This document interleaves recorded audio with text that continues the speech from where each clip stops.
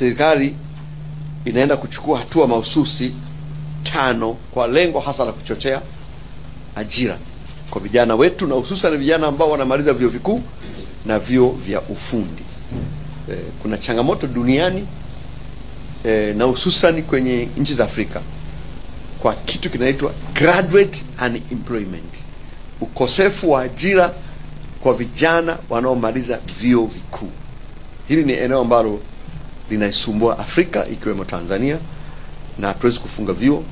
Lazima tuje na mikakati tofauti ya kuwasaidia vijana kupata kazi. Na kazi yenyewe mnafahamu, kwa zamani sisi tukisoma, unamaliza chuo kikuu unaajiriwa serikalini. Ajira serikalini zipo chache sana na haziwezi kuabsorb watu wetu wote wanaomaliza vyuo vikuu na vyuo vya ufundi. Njia pekee ni kupanua sekta binafsi. Tunataka kueleza hapa ni mikakati ya kuweza kufungua sekta binafsi, hususan kwa vijana wenyewe, wawe wawekezaji, wawe wafanya biashara, wajiajiri na waajiri wenzao. Kwa cha kwanza, mwaka huu kabla hujaisha, tunaanzisha kituo maalum cha kuhudumia na kuwezesha wawekezaji vijana. Kitaitwa Youth Investors Resource Center. Tukifungwa pale IPZA pale Mabibo. Lengo la kituo hiki kubwa, kwanza swala la maarifa. Ili uwe mwekezaji, uwe mfanya biashara, hatua ya kwanza ni maarifa.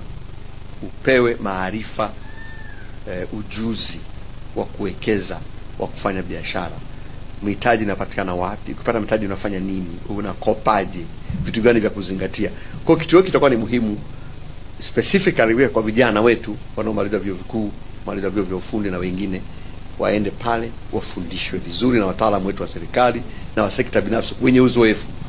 Kwa tunaunganisha na watu ambao wamefanikiwa, wawafundishe mbinu mbalimbali za kufanya biashara, za kuwekeza, za kujiajiri, za kuajiri wenzao. So this is going to be the first step.